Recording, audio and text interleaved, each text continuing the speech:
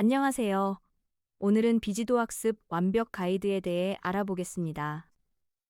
정답 없이 스스로 패턴을 찾는 비지도 학습의 개념과 클러스터링, 차원 축소 등 핵심 알고리즘을 실무 사례와 함께 배워보겠습니다. 이번 강의에서는 다음 내용을 다룹니다. 비지도 학습이란 지도 학습 vs 비지도 학습 비교, 클러스터링 개념, 클러스터링 활용 사례, 차원 축소 소개, 비지도 학습의 장단점, 클러스터링 알고리즘 종류 등을 차근차근 함께 배워보겠습니다. 비지도 학습이란 섹션입니다. 김계발 씨는 회사에서 고객 데이터 분석 업무를 맡게 되었습니다. 팀장님이 말했습니다. 고객들을 비슷한 그룹으로 나눠보세요. 비지도 학습이란 섹션입니다. 아무도 이건 A그룹, 저건 B그룹이라고 가르쳐주지 않습니다. 대신 학생이 스스로 책을 읽고 비슷한 내용끼리 묶어봅니다. 아, 이 개념들은 서로 관련이 있구나 하고 깨닫는 것이죠. 비지도 학습이란 섹션입니다. 구매 금액과 방문 횟수라는 두 가지 특징만 있을 뿐 어떤 그룹인지 정답 라벨은 없습니다. 이 부분이 핵심입니다. 다음으로 K-means 알고리즘을 사용해 두 개 그룹으로 나누라고 지시합니다. 코드 예제를 살펴보겠습니다. 화면의 코드를 통해 비지도 학습이란을 실제로 구현하는 방법을 확인할 수 있습니다. 줄의 의미를 천천히 이해해 보시기 바랍니다. 지도학습 vs 비지도학습 비교 섹션입니다. 김계배발 씨가 팀장님께 물었습니다. 그런데 언제는 정답이 있는 지도학습을 쓰고 언제는 정답 없는 비지도학습을 써야 하나요? 팀장님이 웃으며 대답했습니다. 좋은 질문이네요. 지도학습 vs 비지도학습 비교 섹션입니다. 그러다 보면 새로운 문제가 나와도 아, 이건 고양이 같은데? 하고 예측할 수 있게 됩니다. 반면 비지도학습은 선생님 없이 혼자 도서관에서 공부하는 것과 같습니다. 아무도 정답을 알려주지 않습니다. 지도학습 vs 비지도학습 비교 섹션입니다. 수백만 개 데이터에 일일이 라벨을 붙이는 건 현실적으로 불가능하니까요. 위의 코드를 살펴보면 차이가 명확합니다. 지도학습 부분에서는 레벨스라는 정답 배열을 직접 준비했습니다. 코드 예제를 살펴보겠습니다. 화면의 코드를 통해 지도학습 vs 비지도학습 비교를 실제로 구현하는 방법을 확인할 수 있습니다. 각 줄의 의미를 천천히 이해해 보시기 바랍니다. 클러스터링 개념 섹션입니다. 김계발 씨가 비지도학습 자료를 찾아보다가 클러스터링이라는 단어를 계속 만났습니다. 비지도학습 클러스터링인가? 궁금해진 김계발 씨가 박시니어 씨에게 물었습니다. 클러스터링이 정확히 뭔가요? 클러스터링은 비슷한 데이터끼리 그룹 클러스터로 묶는 비지도학습 기법입니다. 클러스터링 개념 섹션입니다. 실제 데이터는 엄청나게 많고 복잡합니다. 쇼핑몰 고객이 100만 명이라면 사람이 일일이 이 고객은 A 타입, 저 고객은 B 타입 하고 분류할 수 없습니다. 시간도 오래 걸리고 사람마다 기준이 달라서 일관성이 없습니다. 클러스터링 개념 섹션입니다. Fit Predict가 실행되면 각 학생이 어느 클러스터에 속하는지 자동으로 배정됩니다. 결과를 보면 Cluster Centers의 각 그룹의 중심점이 저장됩니다. 예를 들어 우수 학생 그룹의 중심은 공부 시간 8.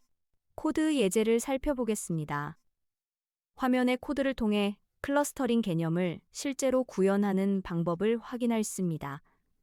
각 줄의 의미를 천천히 이해해 보시기 바랍니다. 클러스터링 활용 사례 섹션입니다. 김계발 씨가 클러스터링을 공부하다가 문득 궁금해졌습니다. 이론은 알겠는데 실제로 어디에 쓰이는 거지? 마침 옆 팀에서 클러스터링으로 큰 성과를 냈다는 소식을 들었습니다. 실제 사례가 궁금해진 김계발 씨는 박시니어 씨를 찾아갔습니다. 클러스터링 활용 사례 섹션입니다.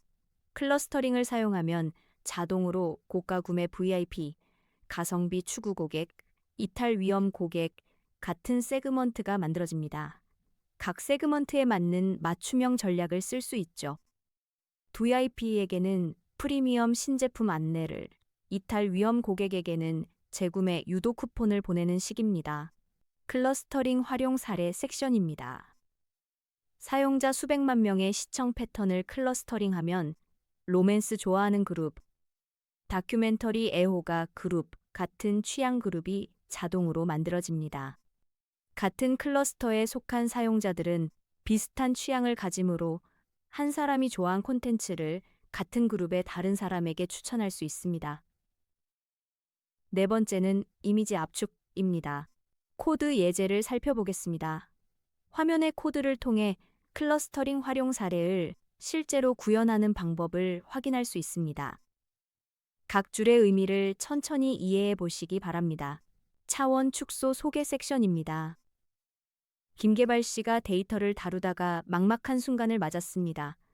고객 정보가 100가지 항목이나 되는데 시각화도 어렵고 분석도 느렸습니다. 이걸 어떻게 다루지? 고민하던 중 박시니어 씨가 차원 축소를 써보세요 라고 조언했습니다. 차원 축소 소개 섹션입니다. 예를 들어 사람을 키, 몸무게로 표현하면 2차원, 키, 몸무게, 나이, 소득, 학력으로 표현하면 5차원입니다. 차원이 많을수록 정보는 풍부하지만 분석하기 어렵고 시각화도 불가능해집니다. 사람은 3차원까지만 볼 수 있으니까요. 차원 축소 소개 섹션입니다. 무엇보다 노이즈 제거 효과가 있습니다. 중요하지 않은 특성을 제거하면 모델 성능이 오히려 좋아지는 경우가 많습니다. 위의 코드를 살펴보겠습니다. 코드 예제를 살펴보겠습니다. 화면의 코드를 통해 차원 축소 소개를 실제로 구현하는 방법을 확인할 수 있습니다. 각 줄의 의미를 천천히 이해해 보시기 바랍니다. 비지도 학습의 장단점 섹션입니다. 김계발 씨가 프로젝트 회의에서 비지도 학습으로 해볼까요? 라고 제안했습니다. 팀장님이 물었습니다. 장점이 뭔데요? 단점은 없나요? 김계발 씨는 박시니어 씨에게 배운 내용을 떠올리며 정리해서 설명했습니다. 비지도 학습의 장단점 섹션입니다. 사람은 편견과 선입견이 있습니다. 고객을 남성, 여성, 두인, 보아주더러스원오럭이로처럼 익숙한 기준으로만 나눕니다. 하지만 비지도 학습은 사람이 생각하지 못한 새로운 기준을 찾아냅니다. 지금까지 비지도 학습 완벽 가이드를 학습하셨습니다. 오늘 배운 내용을 실제 프로젝트에 적용해 보시기 바랍니다. 감사합니다.